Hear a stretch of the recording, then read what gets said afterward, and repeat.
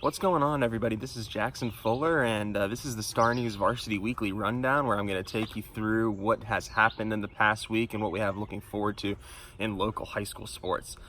Really jam-packed last week it was, but let's first give out some congratulations. We crowned quite a few state champions here in the area in the track and field state championships going on across the state this weekend.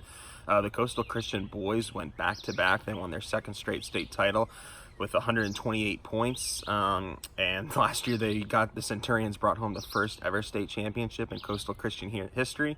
Now they've got two.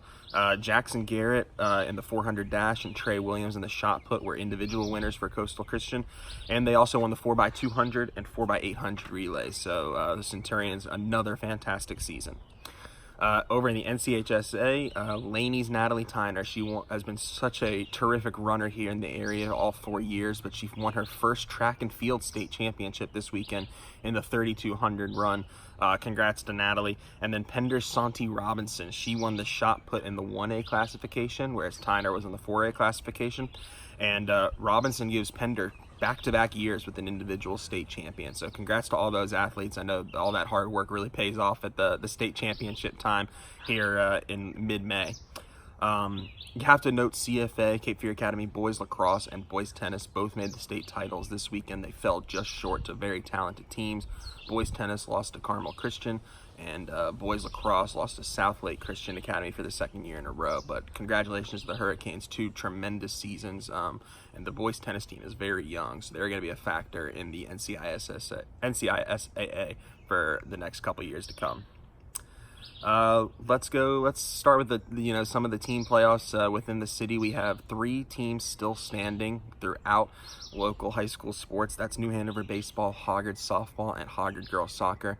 The New Hanover Baseball team is back in the East Regional Final for a 3rd straight year. They beat Terry Sanford 8-1 on Friday night in what was an incredible atmosphere. I was able to sprint over there after the Hoggard Girls Soccer game and catch the final 3 innings. It was Buck Hardy Field was rocking, and I think a lot of people across the state thought New Hanover's run was going to be done going against Terry Sanford and David John Hers, who's a lefty going to Carolina, throws about 94 miles an hour. But the Wildcats put the ball in play, forced Terry Sanford to make a lot of errors, and they cruised. They're outscoring teams 34-2 in the playoffs so far. That's just incredible. There's a reason they're ranked so high in the state and the national rankings. Next up for the Wildcats is D.H. Conley out of Greenville. Those teams are going to play a best-of-3 series. Game 1 Tuesday at Buck Hardy Field. Game 2 would be Thursday at Conley. And if necessary, Game 3 would be Saturday night at Buck Hardy Field. D.H. Conley's 25-3 from what I can tell on Max Preps. They're an excellent hitting baseball team. And so that's going to, that'll be good test for Blake Walston and Alex Sniffen, who have been so dominant on the mound for New Hanover this year.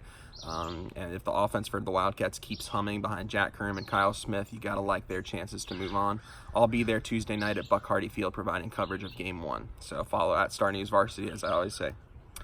Hoggard Softball. How about the Vikings? The first city public high school team to reach the semifinals in softball since 2006 when Ashley did it. And back then, the softball state championships were a double elimination tournament for the final 4 teams. Now it's a best-of-3 series in the semifinals.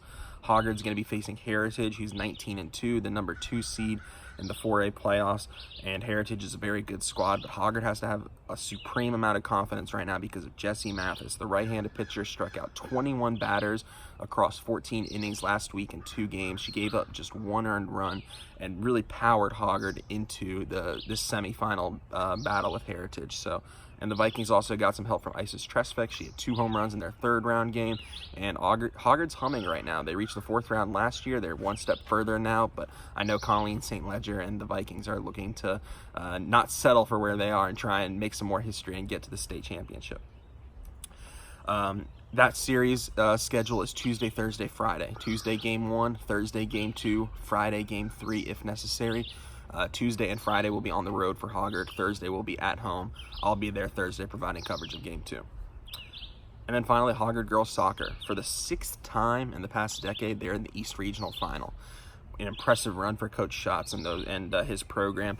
but they don't really get to host these East Regional Finals very often because those Raleigh schools are often the higher-ranked team. That's not the case this year. Hoggard is going to welcome Heritage, the same team that the softball's playing, on Tuesday night to Scott Braswell Stadium for a very intriguing East Regional Final. Heritage pulled off a little bit of an upset last round on Saturday, beating Leesville Road, who had been undefeated entering that game. I think a lot of people expected Leesville Road to represent the East in the state championship, but that won't be the case. It'll be either Hoggard or Heritage. Hoggard, they beat Laney 1-0 in a really great game Tuesday night, and then move forward and beat Apex 3-0 on Friday night to get to this point. And the Vikings haven't given up a goal all playoffs. The defense has been superb behind Ellison Louthan, Summer Beasley, Claire Emma Britt. Blair Barefoot's been terrific in goal. And the offense has done just enough. Ainsley Knorr, a sophomore, a very talented sophomore, has been great up front. She scored a goal against Laney. She scored a goal against Apex, dished out an assist to senior Aaron Willis. And the midfield has been terrific as well, of Caitlin Neighbor, Maggie Stevens, and Riley Johnson. So Hoggard, they usually struggle when they get to this round and play some of these really good Raleigh teams, but they're the number one seed. They're going to be at home, and I know they're very motivated to try and get some revenge over the Raleigh area as a whole.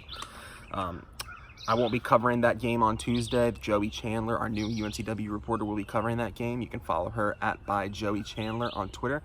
But if Hoggard makes a state championship on Saturday, I will be driving down to Raleigh and very much looking forward to covering that one. Again, follow us all week long at StarNewsVarsity on Twitter, Facebook.com/StarNewsVarsity. Gonna have preview stories coming down the pipe tomorrow. 3 preview stories on the 3 teams and what they've got coming forward. And we had plenty of coverage this past week on on these teams making the regional final. It's almost over, guys. We have a maximum of 2 weeks left in high school sports. So enjoy it while it's here, and hope to see you guys all out at some of these really intriguing playoff matchups coming down the road.